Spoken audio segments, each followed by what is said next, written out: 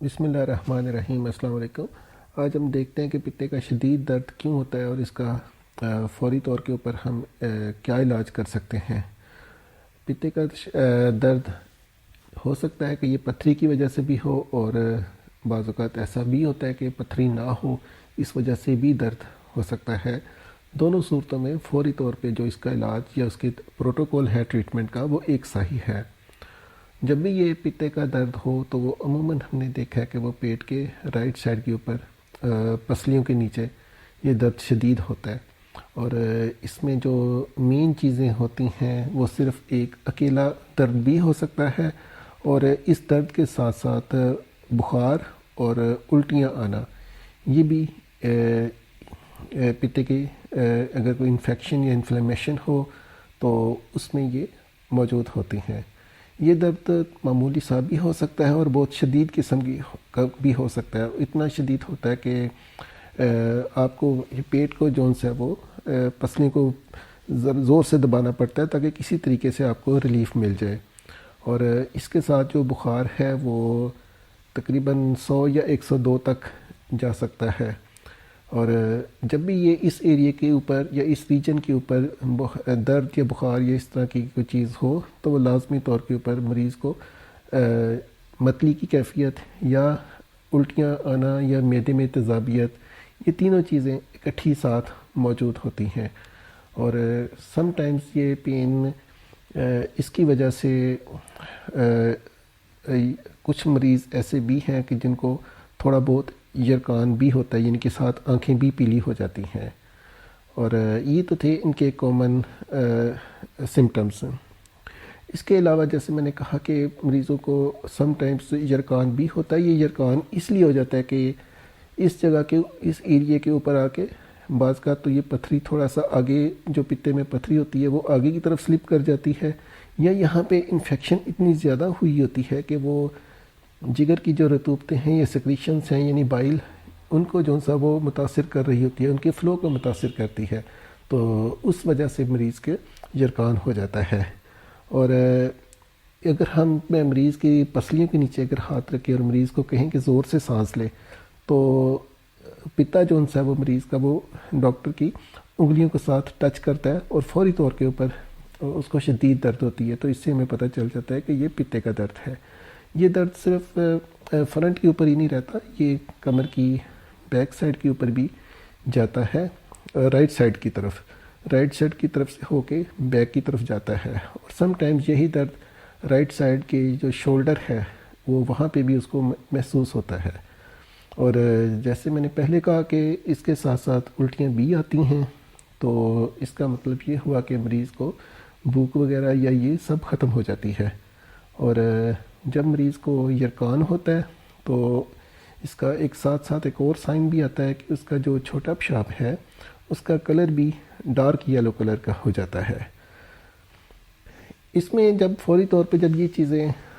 اس طرح کے علامات یا اس طرح کی چیزیں آئیں تو ہمارا جو سب سے پہلا کام ہوتا ہے وہ ایک طرف تو ہم ان کی لوکل ٹریٹمنٹ سٹارٹ کرتے ہیں، اور ایک طرف ہم ان کی ڈائگنوسٹک ٹریٹمنٹ بھی ڈائگنوسس کی طرف بھی جاتے ہیں۔ مثال کے طور کے اوپر بلڈ ٹیسٹ کرواتے ہیں۔ بلڈ ٹیسٹ میں ہم ان کا بلڈ کمپلیٹ اور لیور فنکشن ٹیسٹ اور ان کا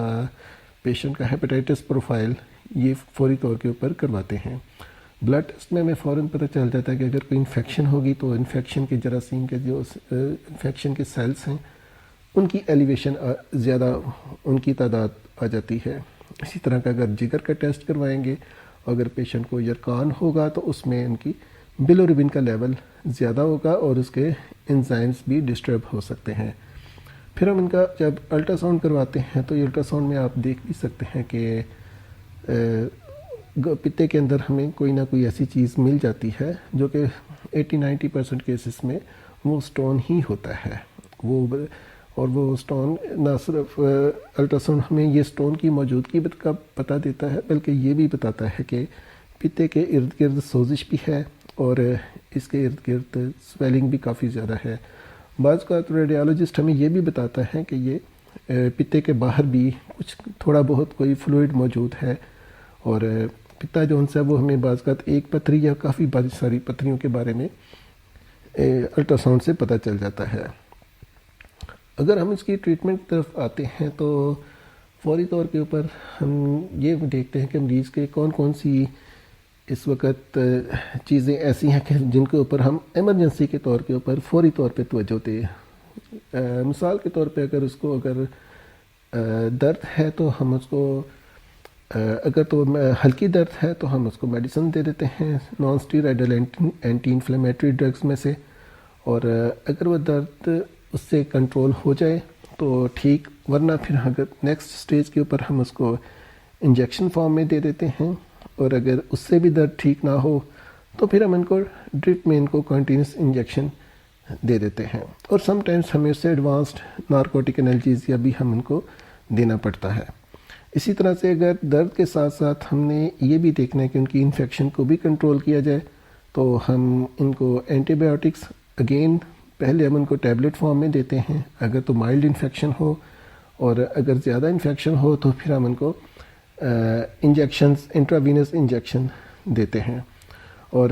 اگر تو اس کے ساتھ ساتھ ان کے جانڈس یا باقی چیزیں وہ بھی اگر ہیں اور ہمیں لگ رہا ہے کہ یہ پتھری اس سے آگے چلی گئی ہے تو پھر ہمیں اس کی treatment according to the condition of the patient ہم ان کو دیتے ہیں۔ جیسے میں نے بتایا کہ درد کے لیے ہم ان کو انجیکشن ڈائکلوفیناک یا کوئی اور سوڈیم یا کوئی اور کیٹیگری کا جو پین کلر ہے وہ ہم اس کو دیتے ہیں تاکہ کسی طریقے کے ساتھ ان کی درد کو کنٹرول میں لایا جا سکے۔ بخار کے لیے ہم پیناڈول سے بھی ہم سٹارٹ کر سکتے ہیں کہ اگر تھوڑا بخار ہے، ورنہ ہم پیناڈول پلس ہم اینٹی بایوٹکس اس کو مریض کو دیتے ہیں۔ یہ سمٹومیٹک ٹریٹمنٹ ہے، اور انفیکشن کے لیے انفیکشن کا پتہ بھی ہمیں اس وقت چلتا ہے جب پیشنٹ کو بخار بھی ہو اور ان کے بلڈ سیلز جو ہم نے بلڈ ٹیسٹ کروایا ہے اس کے اندر انفیکشن یہ جراثیم کا پتہ چل رہا ہو تو پھر ہم ان کو اینٹی بایوٹکس دیتے ہیں۔ یہ اورل فارم میں بھی ہو سکتی ہے اور یہ انجیکشن فارم میں بھی ہو سکتی ہے، اور اب کتنی دیر تک یہ چیزیں ہم نے کنٹینیو کرنی ہیں یہ ہم اس وقت تک کنٹینیو کرتے ہیں جب تک کہ پیشنٹ کو سمٹومیٹک ریلیف نہ ہو۔ عموماً دیکھا گیا ہے کہ مائلڈ کیسز میں یہ تقریباً 6 سے 12 گھنٹے کے اندر پیشنٹ کو کافی حد تک ریلیف مل جاتا ہے۔ سم ٹائمز اگر کوئی یہ سٹون انفیکٹڈ سٹون ہو یا کوئی کسی اور وجہ کسی اور ساتھ ایسوسیٹڈ سمٹمز ہوں تو پھر بعض اوقات 1 سے 2 دن لگ جاتے ہیں۔ یہ تو ہمارا ایک اسپیکٹ ہے، لیکن اس لوکل ٹریٹمنٹ کے ساتھ ساتھ ہم نے آگے ایک نیکسٹ سٹیپ کی طرف بھی جانا ہوتا ہے کہ یہ تو وہ عارضی ٹریٹمنٹ ہے، ہم نے یہ دیکھنا ہے کہ یہ کس وجہ سے یہ بخار درد وغیرہ یہ انفیکشن کا یہ پروسیس ہوا ہے، جو کہ آبویسلی ہم نے الٹرا ساؤنڈ سے چیک کیا ہوتا ہے کہ یہ پتے کی پتھری کی وجہ سے ہے، تو پھر ہمارا فوکس یہ ہے کہ ہم اس کو جتنی جلدی ہو سکے اس ڈیفینیٹ سرجری کی طرف کیا جایا جا سکے۔ اور جو ڈیفینیٹ سرجری ہوتی ہے وہ آج کل آپ کو پتہ ہے وہ لیپروسکوپک کولیسسٹیکٹمی ہی ہے، جس میں ہم کیمرے کے ذریعے آپریشن کرتے ہیں اور پتے کو ریموو کرتے ہیں۔ اس بارے میں کوئی بھی اگر آپ پوچھنا چاہیں تو آپ کمنٹس میں مینشن کر سکتے ہیں۔ السلام علیکم۔